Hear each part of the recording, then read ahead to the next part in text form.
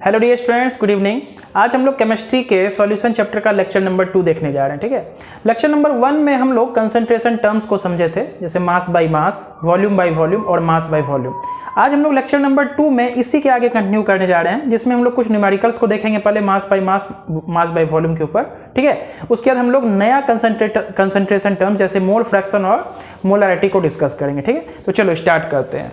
तो आज के लेक्चर में हम लोग न्यूमेरिकल्स को डिस्कस करेंगे। तो सबसे पहले ये सवाल हमारा मास बाय वॉल्यूम के ऊपर है ना, W/V% के ऊपर ये हमारा क्वेश्चन है। तो W/V% को हम लोग समझे थे एग्जांपल के तौर पे। फॉर एग्जांपल अगर 20% W/V सॉल्यूशन है, ठीक है, इसका मतलब क्या है, 100 ml सॉल्यूशन में 20 ग्राम सॉल्यूट प्रेजेंट है। इसका सेंस यही कहता है, बात को समझो। 20% है, इसका मतलब 100 ml, हमेशा हमें किस में डील करना है, 100 ml में डील करना है। 100 ml सॉल्यूशन में 20 ग्राम सॉल्यूट है। अगर हम बात करेंगे सर 30% W/V सॉल्यूशन, इसका मतलब 100 ml सॉल्यूशन में कितना हो जाएगा, 100 ml सॉल्यूशन में अगर हम देखें तो कितना हो जाएगा, 30 ग्राम हमारा 100 ml सॉल्यूशन में 30 ग्राम हमारा सॉल्यूट प्रेजेंट रहेगा। इसी को हम लोग बोलते हैं W/V परसेंटेज, है ना। हमेशा हमें 100 ml लेना है। अगर 1000 ml रहेगा तो सीधा सा बात है 300 ग्राम हो जाएगा। ठीक है, 500 ml रहेगा तो 150 ml ग्राम हो जाएगा, 150 ग्राम सॉल्यूट हो जाएगा। तो सीधा सी रिलेशन है। फॉर्मूला के तौर पे हम लोग ये समझे थे कि W/V% अगर हमें निकालना है, W/V%, तो यहाँ पे हम लोग क्या किए थे, वेट ऑफ सॉल्यूट या मास ऑफ सॉल्यूट अपॉन में वॉल्यूम ऑफ सॉल्यूशन इनटू 100 किए थे। तो फॉर्मूला वाला चीज़ हम लोग नहीं ज़्यादा डिस्कस करेंगे, क्योंकि फॉर्मूला से उतना ज़्यादा कॉन्सेप्ट क्लियर नहीं होता है। हम लोग कॉन्सेप्ट के थ्रू पे तरीके से हम लोग क्वेश्चन को डील करने का कोशिश करेंगे। चलो ठीक है, तो देखो ध्यान से, इस बात को पहले गौर से समझते हैं। ठीक है, और इसी मेथड पे, इसी कॉन्सेप्ट के ऊपर पे हम लोग इस सवाल को कोशिश करेंगे बनाने का। देखो क्वेश्चन क्या कह रहा है, calculate the mass by volume percentage of a solution made by dissolving 2.5 gram of KCl है, और टोटल वॉल्यूम सॉल्यूशन का कितना है, 50 ml। समझ आ रहा है। तो बोलेंगे सर 50 ml सॉल्यूशन में 2.5 ग्राम हमारा क्या है, सॉल्यूट प्रेजेंट है। तो हमें मास बाय वॉल्यूम परसेंटेज निकालना। तो देखो सीधा सीधी सवाल बन जाएगा। हम बोलेंगे सर 50 ml अगर हमारा सॉल्यूशन है तो इसमें कितना है, 2.5 ग्राम सॉल्यूट, जो कि यहाँ पे KCl है, वो प्रेजेंट है। तो हम जानते हैं ना कि मास बाय वॉल्यूम परसेंटेज का मतलब क्या होता है कि 100 ml सॉल्यूशन में कितना ग्राम सॉल्यूट का प्रेजेंट है, उसी को मास बाय वॉल्यूम परसेंट बोलते हैं। तो 50 ml में 2.5 ग्राम, इसलिए 100 ml अगर हम सॉल्यूशन ले लें तो कितना हो जाएगा, 2.5 इंटू 2, क्योंकि यहाँ क्या किए, देखो डबल किए है ना, तो इसको भी डबल करेंगे तो कितना हो जाएगा, 5 ग्राम हमारा सॉल्यूट प्रेजेंट रहेगा। बात समझ आया।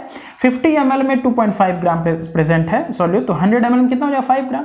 तो 100 ml में 5 ग्राम, इसका मतलब क्या हुआ, वॉल्यूम परसेंटेज कितना हुआ, देयरफॉर मास या W/V परसेंटेज कितना होगा, तो 5%। यही हमारा आंसर हो गया। समझ में आया, W/V कितना हो गया, 5%। सीधा सीधी कहानी समझो। देखो इसको हम लोग फॉर्मूला से ही बना सकते हैं कि 100 ml सॉल्यूशन में कितना ग्राम हमारा सॉल्यूट का प्रेजेंट है। समझ में आया। ऐसे भी कर सकते हैं, ऑन द अदर हैंड ऐसे भी कर सकते हैं कि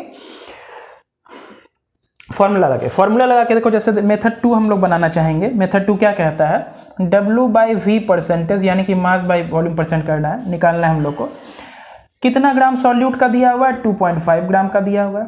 सॉल्यूशन का वॉल्यूम कितना दिया, 50 ml इंटू 100 कर देते हैं। 50 से काट देंगे 2 बार में, 2.5 यानी कि 5%। ये हमारा आंसर हो जाएगा। ये मेथड 2 से देखो फॉर्मूला वाला मेथड क्या कहता है, मास ऑफ सॉल्यूट अपॉन में mass of volume of solution, mass of solute upon में वॉल्यूम ऑफ सॉल्यूशन इंटू 100 कर दो, तो ये भी हमारा आंसर आ जाएगा। लेकिन ये वाला मेथड, ऊपर वाला मेथड जो मेरा मेथड है M1, ये बेटर मेथड है। ठीक है, तो चलो पहला सवाल हम लोग सॉल्व किए। क्वेश्चन नंबर 2 के ऊपर आते हैं। इसको मिटा रहे हैं बच्चों, इसको नोट कर लोगे।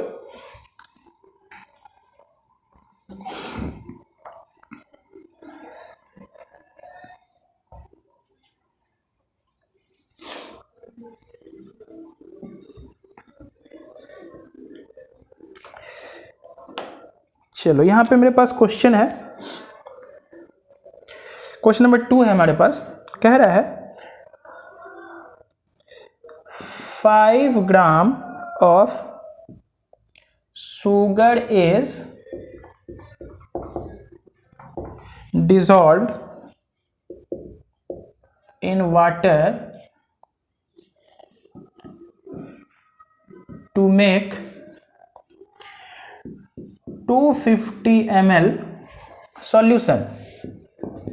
तो क्वेश्चन क्या कर रहा है, 5 gram of sugar is dissolve in water to make 250 ml solution. What is the concentration in mass by volume percent. ठीक है, मास बाय वॉल्यूम परसेंट। देखो ध्यान से, हम इसको पहले अपने नियम से बनाएंगे मेथड 1 से, फिर फॉर्मूला लगा करके। ठीक है, मेथड 1, 5 ग्राम शुगर डिजॉल्व है, वाटर में मिला रहे हैं to make 250 ml of solution. 5 gram हम सॉल्यूट डिजॉल्व किए हैं और सॉल्यूशन जो बना है वो 250 ml हो गया। तो what is the concentration in mass by volume percent, mass by volume percent. तो ध्यान से यहाँ पे क्वेश्चन क्या दिया हुआ है, 250 ml हमारा सॉल्यूशन है, इसमें हम सॉल्यूट कितना डाले हैं, 5 ग्राम सॉल्यूट डाले हैं। ठीक है, तो हमारा क्या कहता है W/V परसेंट, हमें क्या समझाता है कि सर 100 ml में कितना प्रेजेंट होगा, सीधा सा कहानी 100 ml में कितना ग्राम सॉल्यूट प्रेजेंट होगा, यही मास बाय वॉल्यूम परसेंट हमें बताता है। तो 250 ml में 5 ग्राम, देयरफॉर 1 ml अगर सॉल्यूशन लेंगे तो उसमें कितना हो जाएगा, तो 5/250 ग्राम। देयरफॉर 100 ml अगर सॉल्यूशन लेंगे तो कितना हो जाएगा, 5/250 इंटू 100। 5 से कटाएंगे कितना बार में, 50 बार में, 50 से 2 बार में, यानी कि 2% क्या हो जाएगा बोलो, W/V, है ना। ये सीधा सीधी आंसर हो गया, समझो। एक तरह से समझना है, देखो फॉर्मूला याद करने का बच्चों जरूरत नहीं है कि मास बाय वॉल्यूम बच्चे क्या करते हैं, जितना मास दिया हुआ है अपॉन में वॉल्यूम ऑफ सॉल्यूशन इनटू 100 करते हैं। उससे ज़्यादा बढ़िया रूल क्या कहता है कि 100 ml में अगर इस तरीके से सवाल को सीखोगे ना, तो आगे जो हम लोग मोलारिटी या मोलारिटी पढ़ेंगे वो भी बहुत अच्छे से क्लियर हो जाएगा। 100 ml सॉल्यूशन में कितना ग्राम सॉल्यूट का प्रेजेंट है, वही मास बाय वॉल्यूम परसेंट कहलाएगा। फॉर एग्जाम्पल 100 ml में अगर 15 ग्राम सॉल्यूट प्रेजेंट है तो 15% मास बाय वॉल्यूम सॉल्यूशन कहलाएगा। ठीक है, तो देखो 250 ml में 5 ग्राम था, देयरफॉर 100 ml में कितना प्रेजेंट होगा, तो यही हमारा W/V परसेंट कहलाता है। मेथड 2 देखो, फॉर्मूला वाला क्या कहता है कि जब भी W/V परसेंट हमको निकालना है, मास बाय वॉल्यूम परसेंट, तो हम क्या करेंगे, मास ऑफ सॉल्यूट देखेंगे, मास ऑफ सॉल्यूट कितना है, 5 ग्राम है, अपॉन में वॉल्यूम ऑफ सॉल्यूशन दिया हुआ है 250 ml इंटू 100 कर दो। ठीक है, तो 5 से कटाएंगे कितने बार में बच्चों, 50 बार में, और 50 से 2 बार में, यानी कि 2%। दोनों से आंसर तो मेरा सही आ रहा है, सेम आ रहा है, दोनों से आंसर मेरा सेम आ रहा है, लेकिन ऊपर वाला जो मेथड है ये बेस्ट मेथड है, ताकि इससे आगे का जो हमारा प्रोसीजर रहेगा, जैसे मोलारिटी, नॉर्मलिटी, वो भी बहुत अच्छे से क्लियर हो जाएगा। क्वेश्चन नंबर 2 को बच्चे नोट करो अच्छे से। क्वेश्चन नंबर 3 के ऊपर आ रहे हैं, चलो सब कुछ क्लियर है। क्वेश्चन नंबर 3 के ऊपर हम आ रहे हैं, इसको मिटा रहे हैं। लेक्चर नंबर 1 में बच्चों हम लोग तीनों टर्म को डिस्कस किए थे, mass by mass, volume by volume और मास बाय वॉल्यूम। आज हम लोग इसके ऊपर न्यूमेरिकल्स देखने जा रहे हैं, ताकि हमारा कॉन्सेप्ट और अच्छे से क्लियर हो जाएगा। क्वेश्चन नंबर 3 है बच्चों,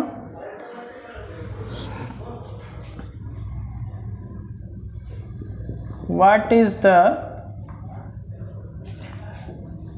मास ऑफ NaCl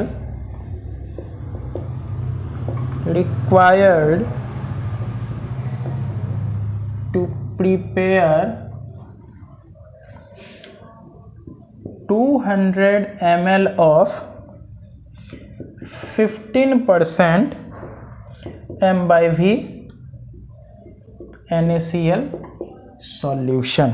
ठीक है, what is the mass of NaCl required to prepare 200 ml of 15% M/V Na solution. ठीक है, समझना, देखो ध्यान से, बहुत तरीका होता है बनाने का, है ना। चाहे तो फॉर्मूला से बना सकते हैं या कॉन्सेप्ट को क्लियर करके समझ सकते हैं कहानी। इस बार ना हमें मास पूछा हुआ है ना, मास पूछा हुआ है लेकिन वॉल्यूम दिया हुआ है, मास पूछा है, वॉल्यूम दिया है, मास बाय वॉल्यूम परसेंट दिया है, तो फॉर्मूला आगे तो बना ही लेंगे। सबसे पहले ना हम लोग बेसिक मेथड देखते हैं विदाउट फॉर्मूला, जो कि कॉन्सेप्चुअल मेथड होता है। हम क्या जानते हैं, देखो ध्यान से, इस बार ना M/V परसेंट दिया हुआ और मास पूछा हुआ है। M/V परसेंट कितना दिया हुआ है, 15%। M/V का मतलब क्या है बच्चों, M/V 15% means 15 gram of NaCl is present या dissolved in 100 ml of solution, यही मतलब है कि नहीं है बोलो। 15% का मतलब क्या हुआ, देखो 15% m/v का मतलब हुआ नीचे हम वॉल्यूम लेंगे ml में और ऊपर लेंगे ग्राम सॉल्यूट का, ठीक है। नीचे वॉल्यूम लेंगे ml में सॉल्यूशन का और ऊपर मास लेंगे सॉल्यूट का। तो 15 ग्राम NaCl प्रेजेंट है 100 ml सॉल्यूशन में, ये हमको दे रहा है, ठीक है। तो अब हमसे पूछ रहा है कि कितना मास NaCl का रिक्वायर्ड होगा या प्रेजेंट होगा 200 ml में। तो देखो ध्यान से, अकॉर्डिंग टू क्वेश्चन हमें क्या दिया हुआ है, 100 ml सॉल्यूशन में 15 ग्राम NaCl प्रेजेंट है। तो देयरफॉर हमें 200 ml दिया हुआ है ना, इस बार सॉल्यूशन कितना दिया हुआ है 200 ml का। तो इसमें कितना मास NaCl का प्रेजेंट होगा या रिक्वायर्ड होगा, तो 100 में 15 तो 200 में कितना होगा बच्चों बोलो, 30 ग्राम NaCl रिक्वायर्ड होगा या प्रेजेंट होगा। आंसर देखो कितना अच्छे से बन गया, विदाउट फार्मूला, है ना, कोई फार्मूला यूज किए बिना बन गया। हमें बस ये समझना है मास बाय वॉल्यूम का मतलब क्या होता है, 100 ml सॉल्यूशन में कितना ग्राम सॉल्यूट का प्रेजेंट है। 100 ml सॉल्यूशन में, नीचे हमेशा ml में लेते हैं, लीटर में नहीं लेते हैं क्योंकि लीटर बहुत बड़ा हो जाएगा। फॉर एग्जाम्पल 100 लीटर, अगर यहाँ पे 100 ml के बदले 100 लीटर कर दें, समझो 100 लीटर बहुत बड़ा हो जाता है, उसमें कितना प्रेजेंट होगा। तो हम लोग जनरली जब केमिस्ट्री में रिएक्शंस को पढ़ते हैं तो ml में पढ़ते हैं, क्योंकि हम जानते हैं लेबोरेटरी में जो छोटा छोटा इक्विपमेंट्स होता है वो सब हमें ml में परफॉर्म करना होता है ना। लीटर में तो कभी करते नहीं है कि जैसे ऊपर गए पानी के टंकी में रिएक्शन कर रहे, वैसा तो करते नहीं, तो हमेशा हम लोग ml में करते हैं। तो 100 ml सॉल्यूशन में कितना ग्राम सॉल्यूट का डिसॉल्व है। तो हमें क्वेश्चन में देखो फिर से पढ़ो, what is the mass of NaCl required, NaCl का कितना मास रिक्वायर्ड है। अगर हमारा 15% NaCl सॉल्यूशन बनाना है मास बाय वॉल्यूम का, 200 ml हमारा सॉल्यूशन है, तो 100 ml में 15 दिया हुआ है तो 200। ये देखो मेथड 1 था बच्चों, जो कि मेरे हिसाब से बहुत आसान होता है। मेथड 2 क्या कहता है, जो जो चीज़ दिया हुआ है उसको देख लेते हैं। गिवन क्या दिया हुआ है, 15% मास बाय वॉल्यूम दिया हुआ है। 15% या फॉर्मूला लिख लेते हैं, मास बाय वॉल्यूम परसेंट का फॉर्मूला क्या होता है, मास ऑफ सॉल्यूट अपॉन में वॉल्यूम ऑफ सॉल्यूशन इनटू 100, ये हमारा फॉर्मूला होता है बच्चों, ठीक। तो देखो मास बाय वॉल्यूम हमको दिया हुआ है ना, कितना दिया हुआ है, 15% दिया हुआ है। मास ऑफ सॉल्यूट इस बार हमें निकालना है, जिसे हम लोग x मान लेते हैं। वॉल्यूम ऑफ सॉल्यूशन कितना दिया हुआ है, 200 इंटू क्या कर लेते हैं 100, इसको कैंसिल कर देते हैं। तो यहाँ से x का वैल्यू कितना आ जाएगा बच्चों बोलो, 2 इधर जाएगा तो 15 इंटू 2 यानी कि 30 ग्राम। ऐसे भी हम लोग आंसर को डील कर सकते हैं ना, कि इस बार मास हमें पूछा था 200 ml अगर हमारा वॉल्यूम है तो उसमें कितना मास होगा। तो हम जानते हैं 15% का मतलब क्या है, 100 ml में 15 ग्राम, तो 200 ml में 30 ग्राम, सीधा सीधे। तो हम लोग फॉर्मूला के भी बना सकते हैं और अपने कॉन्सेप्ट के ऊपर भी बना सकते हैं। चलो 3 क्वेश्चन हो गया हमारा। चौथे नंबर क्वेश्चन के ऊपर आ रहे हैं बच्चों, इसको मिटा रहे हैं, इसको नोट कर लेना है सही बच्चे ध्यान से।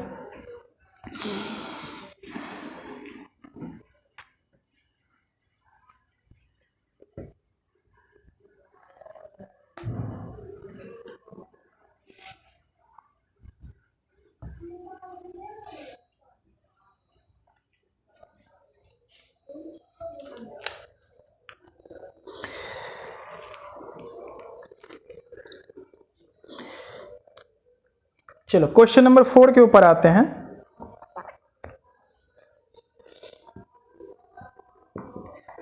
What volume of a 40% m/v यानी कि भाई w/v KCl solution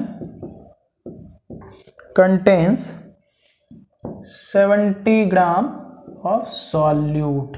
बात को समझना, what volume of a 40% KCl solution contains 70 gram solute, ठीक है। 70 ग्राम सॉल्यूट है तो कितना वॉल्यूम रिक्वायर्ड होगा सॉल्यूशन का, ठीक है। 40% दिया हुआ है तो सीधा सीधे हम नियम लगाते हैं यहां पर बच्चों। तो इस बार मास बाय वॉल्यूम परसेंट दिया हुआ है, मास ऑफ सॉल्यूट दिया है तो वॉल्यूम ऑफ सॉल्यूशन क्या होगा। तो इस बार देखो ना, पहले हम फॉर्मूला वाला मेथड यूज कर देते हैं, M2 m/v बराबर क्या होता है बोलो, मास ऑफ सॉल्यूट अपॉन में वॉल्यूम ऑफ सॉल्यूशन इनटू 100, है ना। मास बाय वॉल्यूम परसेंट क्या होता है, परसेंट है इसलिए 100 से मल्टीप्लाई कर देते हैं। तो मास बाय वॉल्यूम परसेंट कितना दिया हुआ है 40। हमें इस बार ना देखो मास ऑफ सॉल्यूट 70 ग्राम दिया हुआ है, वॉल्यूम ऑफ सॉल्यूशन हमें पता करना इनटू 100, तो यहीं पे निकाल लेते हैं। देयरफॉर वॉल्यूम ऑफ सॉल्यूशन कितना हो जाएगा 70 इंटू 100 अपॉन में 40 कर देंगे। देखो 70 इंटू 100/40, एक शून्य कटा दिए, ये 4 से 25 गुना 7 करेंगे तो 175 वॉल्यूम निकालना था, तो 175 ml समझना। 175 ml का 40% तुम निकालो, देखो 70 आएगा। समझ आ रहा कहानी? देखो ध्यान से, 175 ml का 40% निकालो,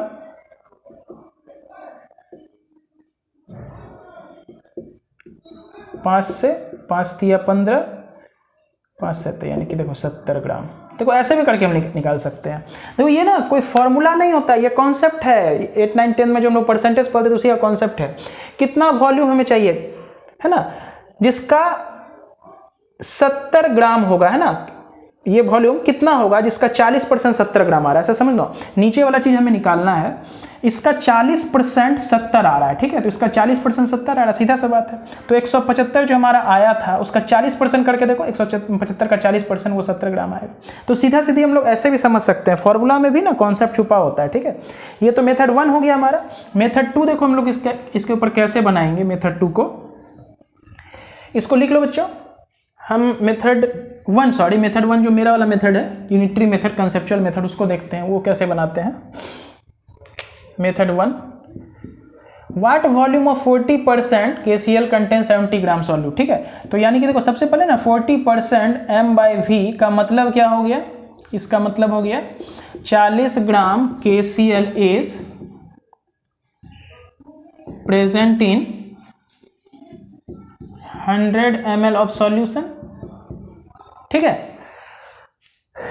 इसी को हम कैसे लिख सकते हैं अपने लैंग्वेज में, 100 ml ऑफ सॉल्यूशन में कितना प्रेजेंट है, 40 ग्राम KCl प्रेजेंट है, ठीक है। अच्छा, इस बार वॉल्यूम निकालना है ना, वॉल्यूम निकालना, जो निकाला जाता है उसको राइट में रखते हैं, ठीक है। इसका मतलब समझो, 40 ग्राम अगर हम KCl लेंगे तो कितने वॉल्यूम में प्रेजेंट होगा, 100 ml उसके लिए रिक्वायर्ड होगा। देयरफॉर 70 ग्राम के निकालना है ना, तो देयरफॉर 1 ग्राम अगर KCl यूज करेंगे तो उसके लिए कितना हो जाएगा, 100/40 ml। देयरफॉर 70 ग्राम अगर हम KCl ले लेंगे तो 100/40 इंटू 70 कर दो, 0 से 0 काट देंगे, 4 से 25, 25 इंटू 7 करेंगे तो 175 ml। समझना, हम बोलेंगे 70 ग्राम के लिए कितना वॉल्यूम रिक्वायर्ड होगा, यही क्वेश्चन है ना। 70 ग्राम के लिए कितना वॉल्यूम रिक्वायर्ड होगा अगर हम 40% चाहते हैं, ठीक है, तो 175 ml। कहानी क्लियर है बच्चों? इस तरह से हम किसी भी सवाल को डील कर सकते हैं। इसको नोट करो, आगे बढ़ते हैं, और भी क्वेश्चंस को हम लोग डील करते हैं यहाँ पर, ठीक है। इसको मिटा रहे हैं बच्चों।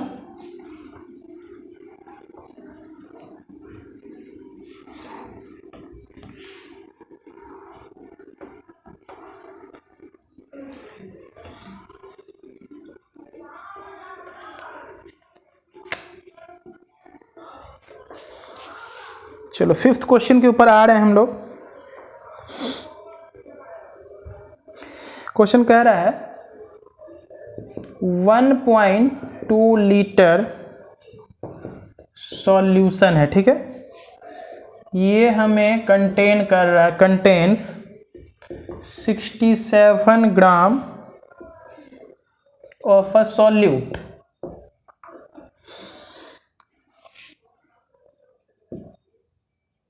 Calculate the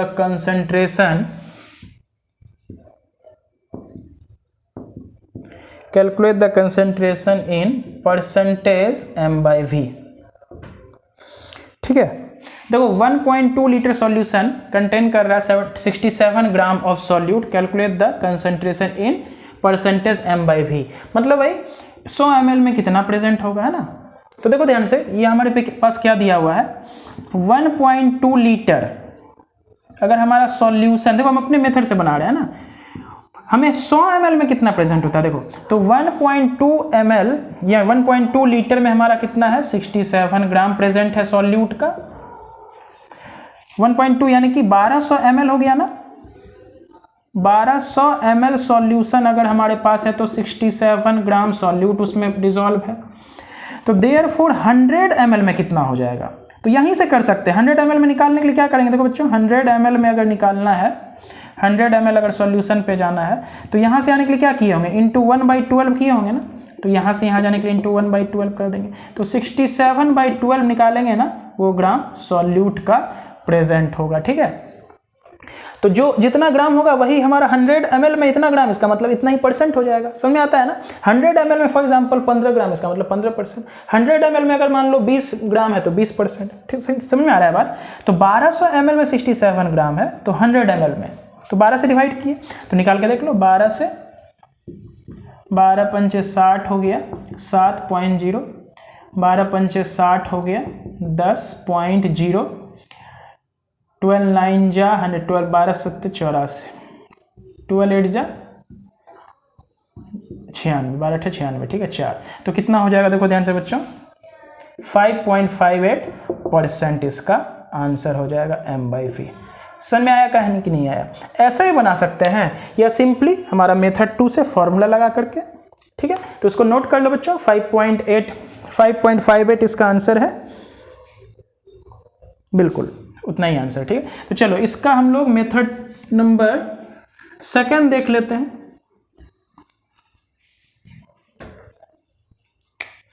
मेथड नंबर 2 क्या कहता है, m/v% हमें निकालना है। तो मास ऑफ सॉल्यूट कितना दिया हुआ 67, और नीचे क्या लेते हैं वॉल्यूम ऑफ सॉल्यूशन 1200 × 100। ठीक है, काट दो तो वही 67/12। इसको जब सॉल्व करेंगे तो 5.58%, यही हमारा आंसर हो जाएगा। चलो 5 क्वेश्चन बच्चे हम लोग डील किए मास बाई वॉल्यूम के ऊपर। आगे आ रहे हैं हम लोग मास बाई मास के ऊपर भी कुछ क्वेश्चन लेते हैं। इस दोनों को अगर अच्छे से समझ जाएंगे तो हम कहेंगे आगे का भी कहानी हमें मोलारिटी अच्छे से समझ में आ जाएगा।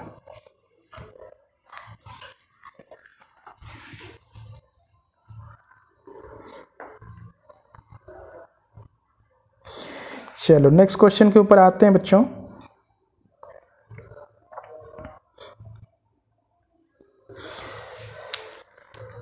देखो क्वेश्चन कह रहा है a solution is prepared by dissolving 2 gram of substance A। substance A मतलब वही solute है। A solution is prepared by dissolving 2 gram of substance A in 18 gram of water। तो कह रहा है calculate the mass percentage of solute. Mass percentage के ऊपर सवाल आ रहा है। ठीक है, तो मास परसेंटेज का मतलब क्या होता है बच्चों, मास परसेंटेज का मतलब होता है, ठीक क्वेश्चन हमारा सही है, मास परसेंटेज का मतलब होता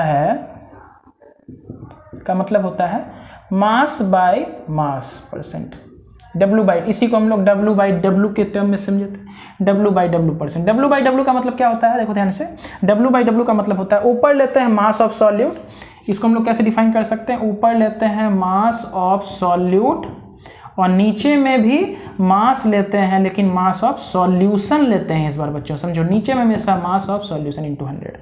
W/W% या मास बाई मास परसेंटेज या मास परसेंटेज सिंपली अगर लिखा रहेगा इसका मतलब ही होता है मास ऑफ सॉल्यूट अपॉन में मास ऑफ सॉल्यूशन, सब ग्राम में लेते हैं, है ना, इंटू 100। या इसी को हम लोग दूसरे शब्द में कैसे समझ सकते हैं, फॉर एग्जाम्पल 10% W/W सॉल्यूशन रहेगा, इसका मतलब क्या होगा 10 gram of solute is present in 100 gram of solution. इसको उल्टा के भी हम समझ सकते हैं कि 100 gram of solution contains 10 gram of solute.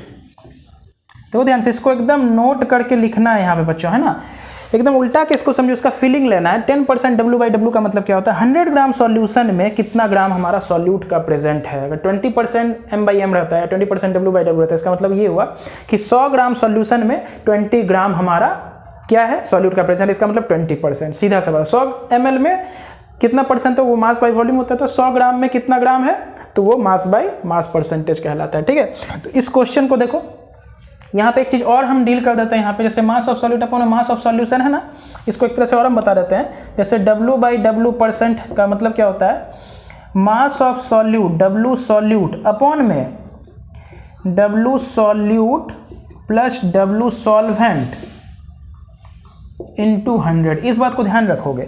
नीचे मास ऑफ सॉल्यूशन लेते हैं, देखो ध्यान से, मास ऑफ सॉल्यूशन लेते हैं ना, W सॉल्यूशन का लेते हैं। तो मास ऑफ सॉल्यूशन बनता कैसे है, तो सॉल्यूट और सॉल्वेंट के मास को अगर हम जोड़ देंगे तो मास ऑफ सॉल्यूशन बन जाएगा। इस फॉर्मूला को पूरा अच्छे से बच्चे ध्यान रखेंगे हम लोग। आगे आते हैं, इसके ऊपर हम लोग न्यूमेरिकल्स को पूरा डील करते हैं। ठीक है, पिक्चर सब ठीक ठाक आ रहा है।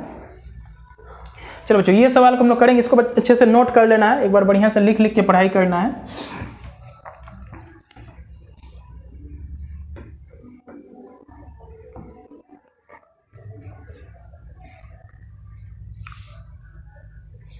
देखो क्या कह रहा है, solution is prepared by dissolving 2 gram of substance in 18 gram of water, calculate the mass percentage. ठीक है, तो देखो यहाँ पे सबसे पहले W सॉल्यूट हमारा कितना दिया हुआ है, 2 ग्राम दिया हुआ है। W सॉल्वेंट, देखो वाटर दिया हुआ है ना, इस सॉल्यूशन का मास नहीं दिया हुआ है।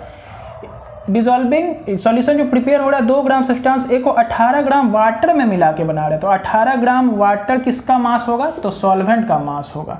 तो देयरफॉर W यानी कि मास ऑफ सॉल्यूशन कितना हो जाएगा, तो बोलेंगे 2 + 18 = 20 ग्राम। कहानी क्लियर है।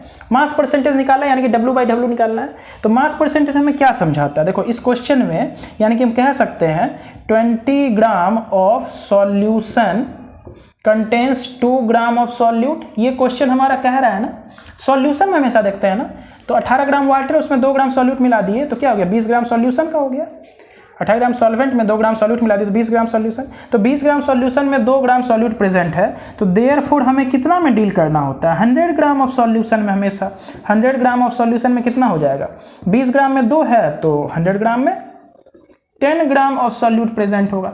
और 100 ग्राम में 10 ग्राम सॉल्यूट, ये क्या रिप्रेजेंट करता है, ये रिप्रेजेंट करता है कि 10% W/W सॉल्यूशन है। समझ आइए, 10% कह रहा है ना, तो ध्यान से 100 ग्राम में 10 ग्राम क्या रिप्रेजेंट करता है, 100 ग्राम सॉल्यूशन में 10 ग्राम सॉल्यूट रिप्रेजेंट करता है 10% हमारा W/W सॉल्यूशन है। समझ में आ रहा है, ये रिप्रेजेंट करता है। इस मीनिंग को समझो, पहले इस मीनिंग को समझना है कि M/M परसेंट हम रिप्रेजेंट क्या करता है कि 100 ग्राम सॉल्यूशन में 10 ग्राम हमारा सॉल्यूट प्रेजेंट है, ये रिप्रेजेंट करता है। तो 100 ग्राम में अगर 20 ग्राम रहता तो हम डायरेक्ट लिख सकते थे 20% W/W। चाहे तो ये हमारा शॉर्टकट मेथड हो गया, मतलब कंसेप्चुअल मेथड, कि 100 ग्राम में कितना ग्राम प्रेजेंट है सॉल्यूट का, या ऐसे कर लो या फॉर्मूला लगा कर लो। तो फॉर्मूला मेथड 2, ये में हमारा मेथड 1 था।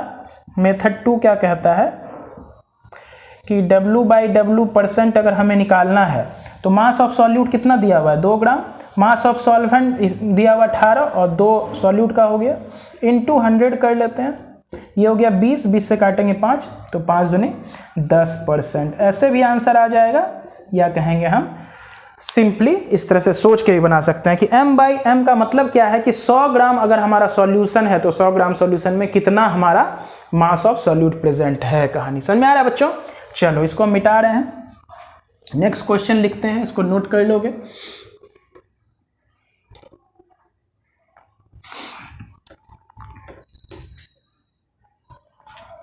बहुत अच्छा क्वेश्चन है बच्चों, इसको डील करो ताकि हमारा मोलारिटी आगे अच्छे से क्लियर हो सके। क्वेश्चन नंबर 2 आ रहा है, ठीक है, मतलब ये मास बाय मास पे क्वेश्चन नंबर 2 है। ऐसे क्वेश्चन नंबर 7वां है, what is the mass percentage of a solution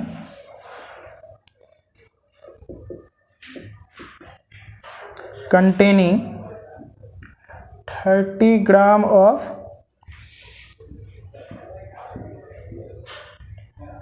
common salt in 220 gram of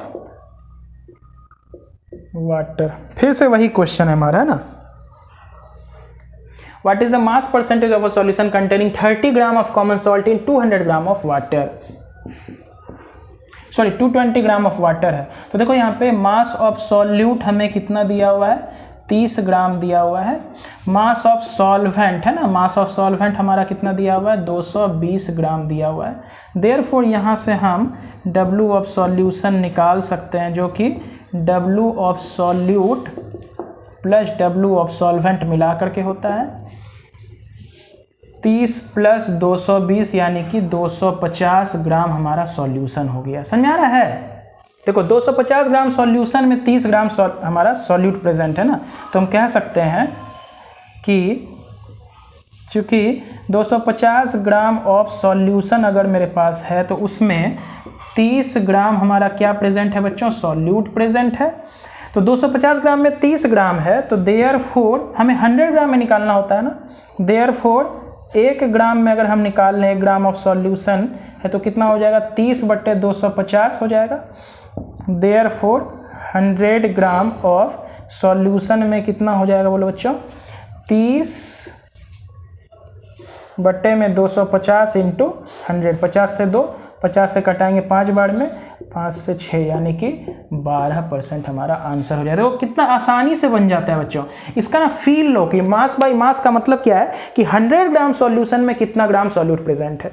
100 gram solution में 12 ग्राम आया ना, देखो 6 दूना 12 ग्राम आया ना, तो 100 ग्राम सॉल्यूशन में अगर 12 ग्राम आ रहा है इसका मतलब 12% होगा, है ना। 100 ग्राम ऐसे भी समझ लो इसको, 100 ये कितना हुआ? इतना ग्राम ऑफ सॉल्यूट प्रेजेंट होगा।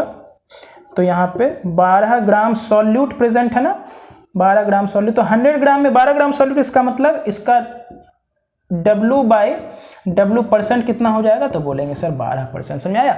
W/W% कितना हो जाएगा? 12%। 100 ग्राम में कितना ग्राम प्रेजेंट है? 100 ग्राम सॉल्यूशन में कितना ग्राम प्रेजेंट है? इसको फॉर्मूला वाइज बना सकते थे। फॉर्मूला वाइज कैसे बनाएंगे? देखो यहीं पे बना लेते हैं मेथड 2। W/W% अगर हमें निकालना होता तो देखो 30 ग्राम हमारा सॉल्यूट है। अभी सॉल्यूशन का मास हम निकाले 250 ग्राम इंटू 100 कर दो। 50 से 2 बार में, 50 से 5 बार में, 5 से 6 बार में, यानी कि 6 दूना 12%। दोनों से आंसर हमारा सेम आता है। लेकिन ये फॉर्मूला कोई बहुत बढ़िया चीज़ नहीं है बच्चों। सब कुछ ठीक दिख रहा है स्पष्ट देखा। थोड़ा सा यहाँ पे समझना, यहाँ पे ये मेथड 2 नीचे लिखे हैं, है ना, मेथड 2 हमारा ऊपर है। ठीक है, चलो तो इस तरह से हम लोग ना मास बाय मास और मास बाय वॉल्यूम के ऊपर न्यूमेरिकल्स किए हैं। अभी हम लोग अगला कॉन्सेप्ट पढ़ने जा रहे हैं, मोल फ्रैक्शन। ठीक है, मोल फ्रैक्शन को अच्छे से डील करते हैं बच्चों। ठीक है,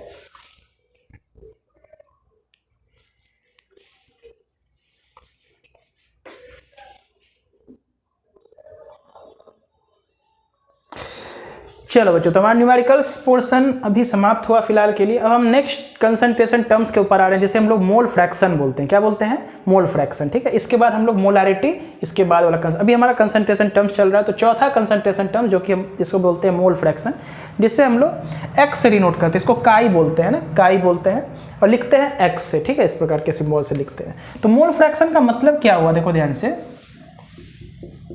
it is defined as the ratio of number of mole of one component to the total number of moles. It is defined as the ratio of number of moles of one component to the total number of moles present in the solution। क्या मतलब हुआ बच्चों इसका? समझो, यानी कि x को हम लोग क्या बोलेंगे? देखो ध्यान से, अगर हमारे पास 2 कंपोनेंट है, ठीक है, मान लो एक सॉल्यूशन बना रहे हैं जिसमें हमारा 2 कंपोनेंट है। एक कंपोनेंट A है और दूसरा कंपोनेंट हमारा B है। B को हम सॉल्यूट मान लेते हैं और A को हम क्या मान लेते हैं? सॉल्वेंट मान लेते हैं, है ना। 2 1 से भी डिनोट कर सकते हैं। सॉल्यूट को लेटर 2 से डिनोट करते हैं, नंबर 2 से, और सॉल्वेंट को नंबर 1 से डिनोट करते हैं। तो ऐसे भी मान सकते हैं।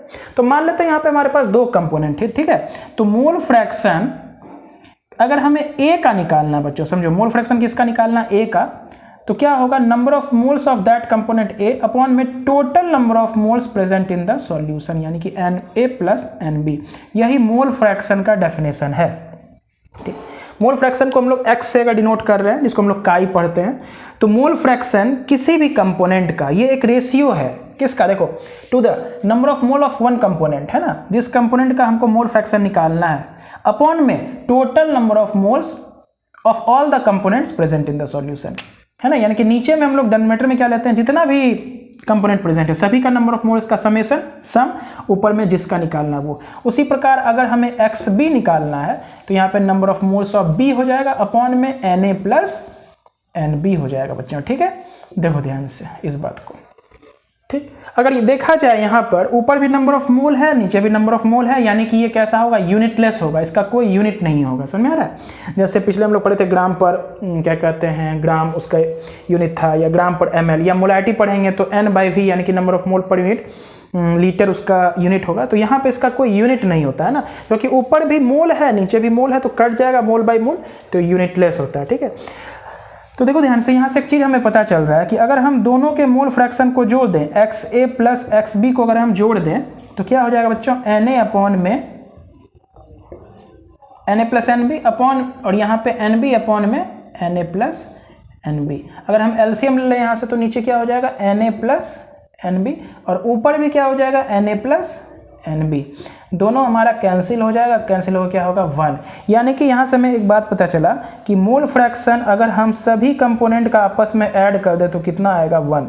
इससे हमें एक बेनिफिट क्या होगा ना, कि अगर हमें क्वेश्चन ये दिया जाता है कि ए का मोल फ्रैक्शन, एक मतलब सॉल्यूशन बना रहे हैं जिसमें ए और बी दोनों का मोल फ्रैक्शन हमें निकालना है, कैलकुलेट करना है, तो ए का मोल फ्रैक्शन अगर हम निकाल लेंगे तो बी का मोल फ्रैक्शन ऑटोमेटिकली हमारा 1 से माइनस करके आ जाएगा। यानी कि अगर हमें x से पता है तो देयरफॉर एक्स बी कैसे निकालेंगे, 1 माइनस एक्स ए को करके। कहानी क्लियर है? अगर हमें एक्स ए पता है तो एक्स बी कैसे निकालेंगे, 1 माइनस एक्स ए करके, ठीक है। तो मोल फ्रैक्शन के बारे में कुछ समझ में आया? मोल फ्रैक्शन क्या है, बोलेंगे ये एक रेशियो होता है, जिस भी कंपोनेंट का मोल फ्रैक्शन निकालना उसका मोल ऊपर अपॉन में total number of moles present in the solution. ये एक मोल फ्रैक्शन है, मोल के फ्रैक्शन, देखो नाम से भी स्पष्ट है कि मोल के फ्रैक्शन को, तो इसका वैल्यू जो होगा ना, मोल फ्रैक्शन का वैल्यू वो हमेशा 1 से छोटा आएगा। क्यों? देखो डिनोमिनेटर में टर्म बड़ा है ना और न्यूमरेटर में टर्म छोटा है, तो इसका जो वैल्यू है हमेशा 1 से छोटा, 0 से बड़ा और 1 से छोटा। 0 हो सकता है अगर ए प्रेजेंट ही नहीं है, ए अगर प्रेजेंट ही नहीं है तो मोल फ्रैक्शन 0 हो जाएगा। ए का मोल अगर प्रेजेंट ही नहीं, सिर्फ और सिर्फ बी है तो उसका मोल फ्रैक्शन 0। और मैक्सिमम कितना जाएगा तो बोलेंगे सर 1 जाएगा, 1 से छोटा ही रहेगा, क्योंकि डिनोमिनेटर हमेशा क्या है, 1 से बड़ा होगा, है ना। जैसे नीचे 5 है ऊपर 1 है ना, 1/5, कभी भी 1 से बड़ा नहीं हो सकता मोल फ्रैक्शन, ठीक है। और दूसरा बात ये यूनिटलेस होता है, ठीक है। यहाँ से हमें ये सब बात समझ में आया, इसको नोट करो बच्चों, हम मिटाएंगे थोड़ी देर में, ठीक है। इसको नोट कर लेना है, ठीक है। तो यानी कि मोल फ्रैक्शन के बारे में क्या पता चला कि mole, number of mole of one component to the total number of moles present in the entire solution, ठीक है। यहाँ से एक बात हमें और सीखना है बच्चों, क्या कि अगर हम मोल फ्रैक्शन का रेशियो ले लें, ठीक है, मोल फ्रैक्शन का अगर हम रेशियो ले लें, अगर मेरे पास एक सॉल्यूशन है जिसमें क्या है बोलो, 2 कंपोनेंट है, ए प्लस बी है, तो एक्स ए हम निकालेंगे तो क्या होगा, नंबर ऑफ मोल, और ये देखो एक्स लिखे हैं ना, ये मोल फ्रैक्शन को हम डिनोट कर रहे हैं एक्स से, ठीक है, अपॉन में Na प्लस NB। और उसी प्रकार अगर हम यहाँ पे एक्स बी निकाल लें तो कैसे निकलेगा, NB अपॉन में Na प्लस NB, ठीक है। दोनों का अगर हम रेशियो ले लें, यानी कि एक्स ए अपॉन में एक्स बी अगर हम निकालने की कोशिश करें तो क्या होगा, Na अपॉन में Na प्लस NB अपॉन में क्या हो जाएगा बच्चों, NB अपॉन में Na प्लस NB। कहानी समझ में आ रहा है? रेशियो दोनों का ले लिए, तो देखो ये दोनों कट जाएगा, सेम चीज़ है, तो क्या आ जाएगा, Na अपॉन में NB।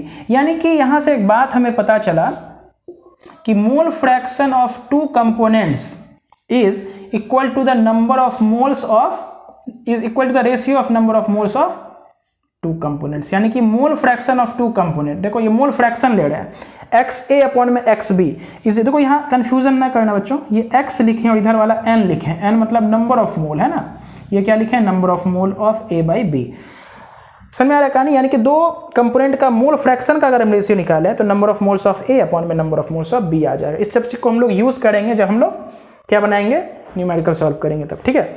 चलो उसी प्रकार अगर हमारा सॉल्यूशन है जिसमें 3 कंपोनेंट अगर हो जाए बच्चों, ठीक है, अगर हमारा सॉल्यूशन इसमें हमारा क्या है बच्चों, 3 कंपोनेंट हो जाए, ए प्लस बी प्लस सी, तो ए का मोल फ्रैक्शन कैसे निकलेगा, तो Na अपॉन में, चलो काम करो इसको लिख लो, लिखने के बाद ऊपर ही लिखते हैं, ठीक है, इसको नोट कर लो पूरा।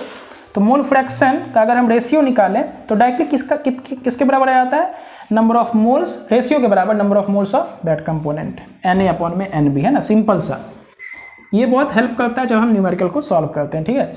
तो चलो यहाँ पे एक बात हम डील कर रहे हैं कि अगर हमारे पास सॉल्यूशन में 3 कंपोनेंट हैं A + B + C, ठीक है, तो A का मोल कितना हो जाएगा Na, A का मोल कितना है Na, B का मोल कितना है Nb और C का मोल कितना है Nc। तो मोल फ्रैक्शन अगर हम A का निकालेंगे तो क्या हो जाएगा, Na + Nb + Nc। Mole fraction अगर B का निकालेंगे बच्चों तो Nb/Na + Nb + Nc। उसी प्रकार मोल फ्रैक्शन अगर C का निकालेंगे तो क्या हो जाएगा, Nc/Na + Nb + Nc। तीनों को हम जोड़ दें, देयरफॉर XA + XB + XC क्या आ जाएगा, देखो तीनों को जोड़ो, Na/Na + Nb + Nc plus Nb/Na Na + Nb + Nc plus Nc/Na Na + Nb + Nc। तीनों को जोड़ोगे तो एलसीएम तो सबका सेम होगा, डिनोमिनेटर सबका सेम है ना, Na + Nb + Nc। ऊपर में क्या है तो बोलेंगे सर Na + Nb + Nc। ऊपर नीचे सेम आ रहा है तो कट के 1 आ जाएगा। यहाँ से हमको क्या पता चला कि हमारा अगर कितना भी कंपोनेंट प्रेजेंट क्यों ना हो, बाइनरी के बदले टर्नरी, क्वाटर्नरी, है ना, कोई भी सॉल्यूशन है, अगर एक से ज़्यादा 2 से ज़्यादा कंपोनेंट भी प्रेजेंट है तो सबके मोल फ्रैक्शन को अगर हम जोड़ेंगे तो 1 ही आएगा। इसका मतलब यहाँ से हमें एक बात पता चल गया कि अगर हमें 3 कंपोनेंट है तो एक का मोल फ्रैक्शन निकाल लिए, दूसरे का भी निकाल लिए, तो तीसरे का निकालने का आवश्यकता नहीं है। तीसरे का निकालने के लिए क्या करेंगे, दोनों के मोल फ्रैक्शन को जोड़ के 1 में घटा देंगे, यानी कि XC निकालने के लिए 1 - XA + XB कर देंगे, है ना, 1 - इसको अगर दोनों को जोड़ के घटा देंगे तो XC यहाँ से हमारा निकल जाएगा बच्चों, ठीक है। इसको नोट कीजिए बच्चों। आगे हम लोग बढ़ते हैं, इसके ऊपर कुछ न्यूमेरिकल्स लेते हैं और कहानी को आगे बढ़ाते हैं, ठीक है। चलो मिटा रहे हैं बच्चों हम लोग। मोल फ्रैक्शन छोटा सा टॉपिक है, आसान है, लेकिन ये भी कंसंट्रेशन टर्म्स को रिप्रेजेंट करता है, ठीक है। इसके ऊपर हम लोग कुछ न्यूमेरिकल्स को देखते हैं।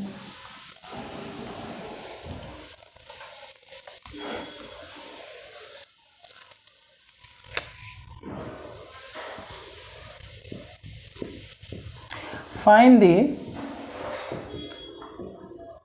mole fraction of NaOH and H2O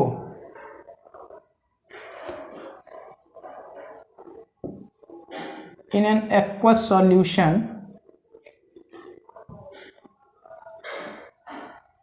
find the mole fraction of NaOH and H2O, मतलब मोल फ्रैक्शन निकालना NaOH H2O in aqueous solution containing 40 gram of NaOH dissolved in 36 gram of H2O। देखो ध्यान से, simple सा एक question है, हमें mole fraction निकालना है, NaOH का भी निकालना है और वाटर का भी निकालना है in an aqueous solution, sorry यहाँ पे सॉल्यूशन छूट गया, इन एन एक्वस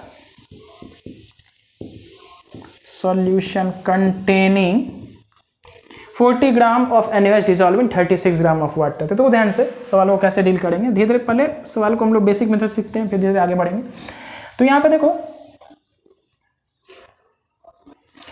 एक काम करते हैं, इसको हम लोग 90 ग्राम वाटर कर देते हैं, ठीक है, 90 ग्राम वाटर कर देते हैं। वाटर हमारा ज़्यादा अमाउंट में प्रेजेंट रहेगा, सॉल्वेंट है हमारा, लेने के लिए ये भी ले सकते हैं, कोई बहुत बड़ा आज नहीं है।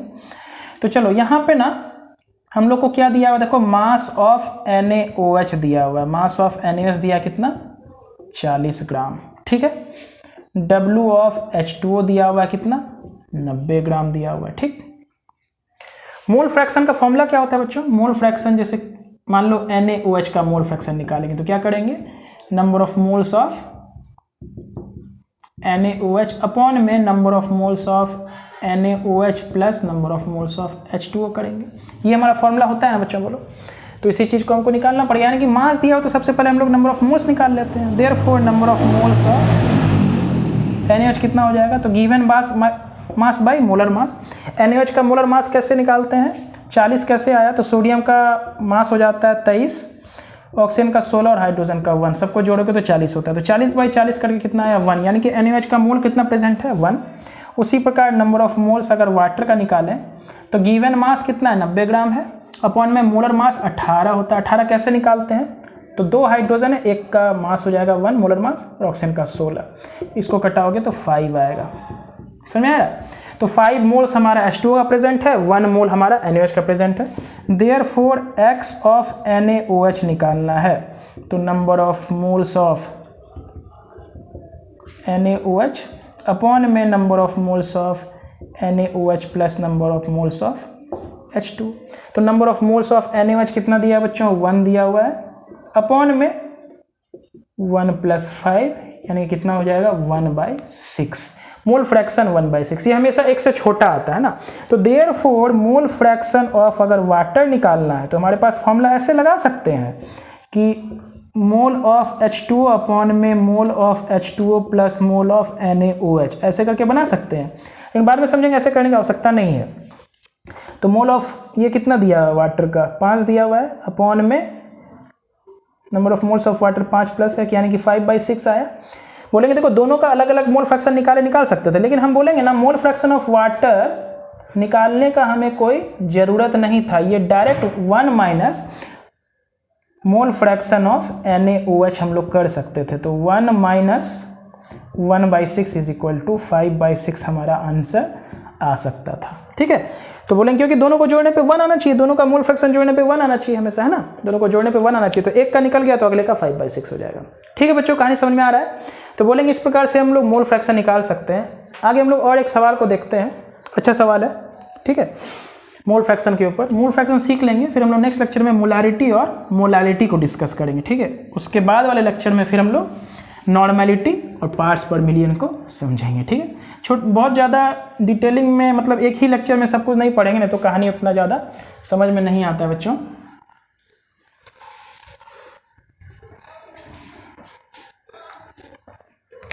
तो कह रहा है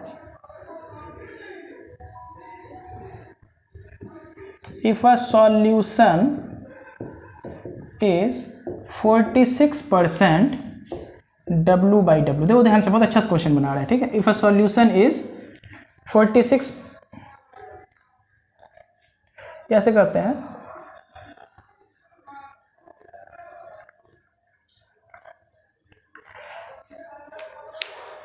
देखो सॉल्यूशन इज 46% W/W है, क्या करते हैं इसको ऐसे बनाते हैं, इफ एन, ऐसे बनाते हैं, इफ एन एक्वस का मतलब क्या होता है, जो सॉल्यूशन हम पानी मिला करके कर रहे हैं, लिक्विड वाटर में जब हम कोई चीज़ डिजॉल्व करते हैं उसको हम एक्वस बोलते हैं। If an aqueous solution of ethyl alcohol C2H5OH is 46% W/W, कहानी समझ आ रहा है। देखो क्या कह रहा है, if an aqueous solution of ethyl alcohol C2H5OH is 46% W/W, calculate the mole fraction of C2H5OH and H2O। तो यहाँ पे H2O तो दिया हुआ नहीं है, तो फिर हम कैसे समझे H2O है। तो हम जानते हैं एक्वस सॉल्यूशन का मतलब क्या हुआ, इथाइल अल्कोहल किस में मिला रहे हैं, वाटर में मिला रहे हैं हम लोग, बच्चा है ना। एक्वस सॉल्यूशन का मतलब ये होता है कि पानी में मिलाना, है ना, उसी को हम लोग एक्वस सॉल्यूशन बोलते हैं। देखो हमें मोल फ्रैक्शन निकालना है ना, मोल फ्रैक्शन निकालना है, लेकिन इस बार ना हमें W/W के टर्म में दिया है। इसका मतलब समझ लेते हैं, 46% W/W means 46 gram of C2H5OH is present in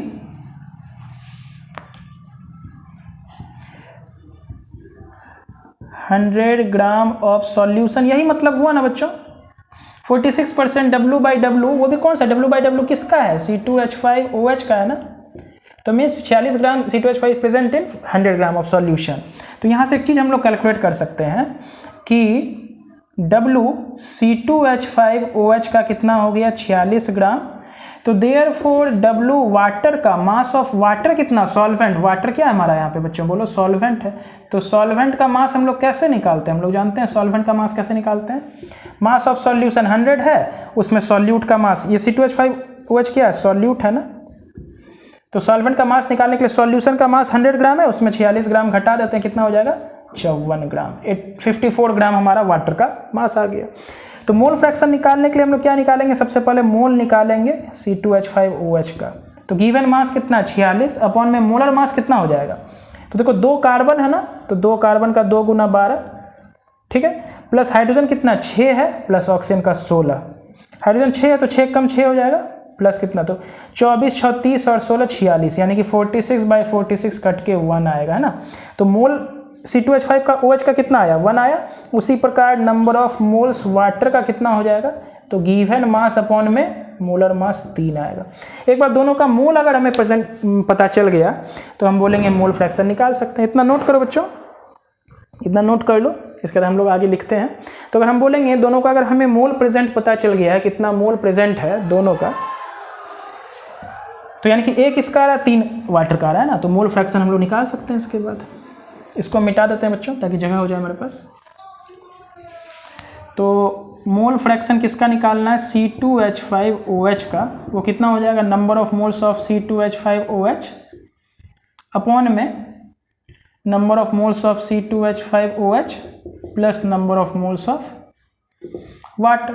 तो number of moles of C2H5OH कितना आया था 1 आया था, अपॉन में इसका कितना आया था 3, तो 1/4 है ना। तो देयरफॉर मोल फ्रैक्शन H2O का हमें निकालने का कोई आवश्यकता नहीं है, एक में घटा देंगे 1/4 तो 3/4, क्योंकि दोनों को जोड़ने पे 1 आना चाहिए। तो दोनों का मोल फ्रैक्शन हमारा बच्चों पता चल गया, ठीक है। एक सवाल और कर लेते हैं, तब इस लेक्चर को हम लोग एंड करेंगे। चलो इसको नोट कर लो, मिटाते हैं, मोल फ्रैक्शन ही निकालना है।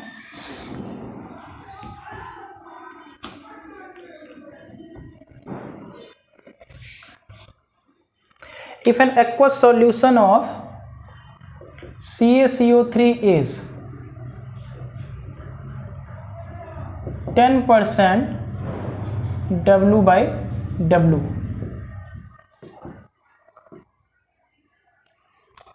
calculate the mole fraction of CaCO3। CaCO3 का हमें क्या निकालना, मोल फ्रैक्शन निकालना है। वाटर का भी निकाल सकते हैं, एक का निकल जाएगा तो अगले का निकल ही जाएगा। चलो समझते हैं इसको क्या कह रहा है क्वेश्चन में। सबसे पहले 10% W/W CaCO3 का क्या मतलब हुआ,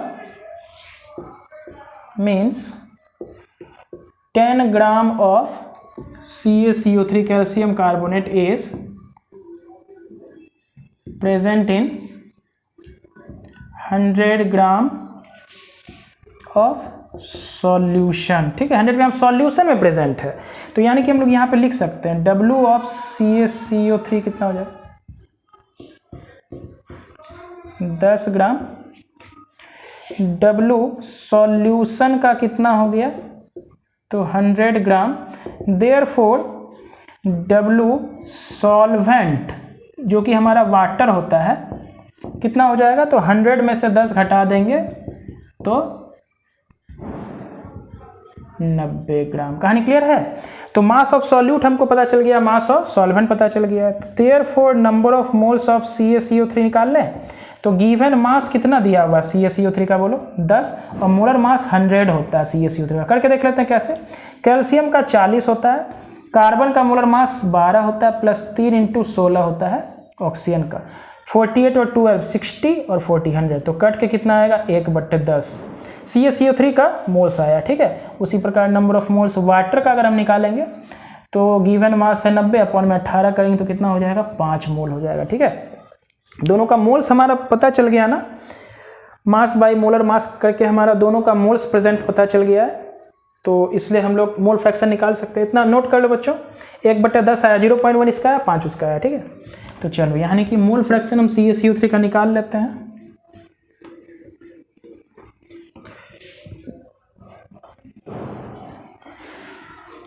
देयरफॉर XCaCO3 का हमें निकालना है, तो number of moles of CaCO3 upon में number of moles of CaCO3 plus number of moles of H2O निकालते हैं ना। तो number of moles of calcium carbonate कितना आया था, तो बोलेंगे सर 1/10 आया था, यहाँ पे 1/10 प्लस 5, एलसीएम ले लेते हैं हम लोग। तो 1/10 अपॉन में 1 हुआ ना, कट गया, तो 1/51 ये हो गया मोल फ्रैक्शन किसका, CaCO3 का। कहानी समझ में आया बच्चों? ऐसे करके हम लोग मोल फ्रैक्शन निकालते हैं। तो चलो बच्चों, आज के लेक्चर में हम लोग यहाँ तक मोल फ्रैक्शन तक सीख चुके हैं। इसके ऊपर न्यूमेरिकल्स भी मास बाय मास और वॉल्यूम बाय वॉल्यूम के ऊपर देख चुके हैं। नेक्स्ट लेक्चर में हम लोग नया कंसंट्रेशन टर्म्स जो कि मोलारिटी होता है उसको डिस्कस करेंगे और साथ ही साथ मोलालिटी को भी डिस्कस करेंगे। ठीक है, तो आज के लिए बस इतना ही। Thank you.